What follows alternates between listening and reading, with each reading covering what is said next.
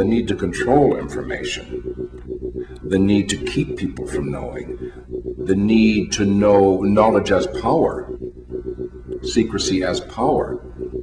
This has been a fundament of our culture as we know it.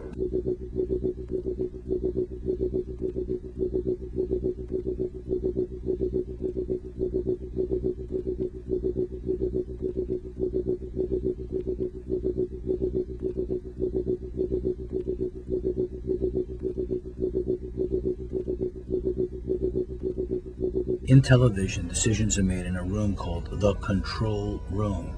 And then when a signal leaves the control room, you know what room it goes to? Master control.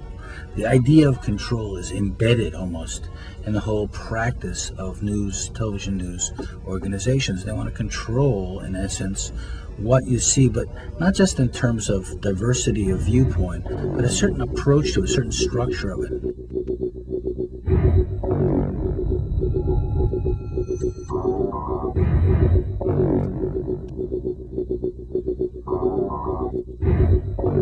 Larry Grossman was the president of NBC for several years following a long stint he had as president of PBS. At one point in 1987, when the stock market crashed, surprisingly, I got a call from NBC's new owner, the chairman, General Electric, very upset. Who chewed him out for the language that NBC reporters were using on the air to describe this largest stock market drop in history. Black Monday. Precipitous drop. In the plunge, and he thought we were making things worse, and undercutting the stock value of the company. And he was encouraging to stop using this language because it would undermine people's confidence in companies like General Electric.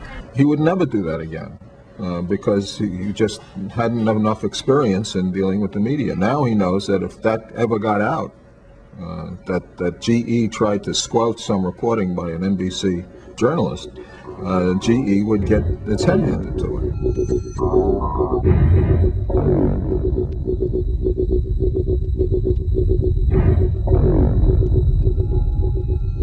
Once that's said, people know within NBC, be very careful about anything that might hurt General Electric.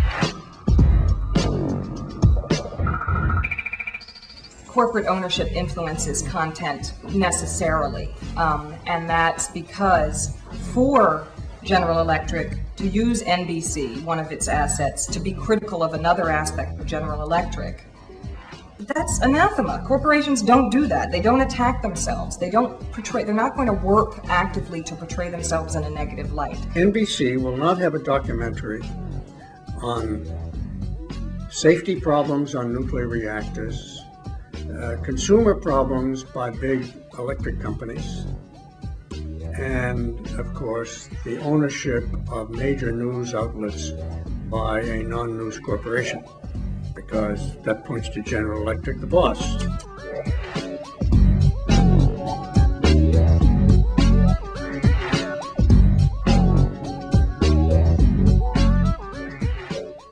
Sometimes people say, what's the difference if General Electric owns NBC or if a rich individual owns NBC?